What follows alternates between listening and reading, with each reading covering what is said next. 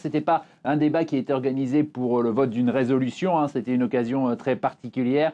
Ça avait été voulu par la présidence britannique qui est à la tête du Conseil de sécurité pour ce mois. C'était une manière de célébrer en quelque sorte l'anniversaire du printemps arabe et puis d'essayer de se réunir pour voir ce qui pouvait être fait pour soutenir ce mouvement démocratique dans les pays arabes. À noter, c'est important qu'il n'y avait aucun représentant au niveau ministériel des pays arabes, alors qu'il y en a 2 qui sont au Conseil de sécurité.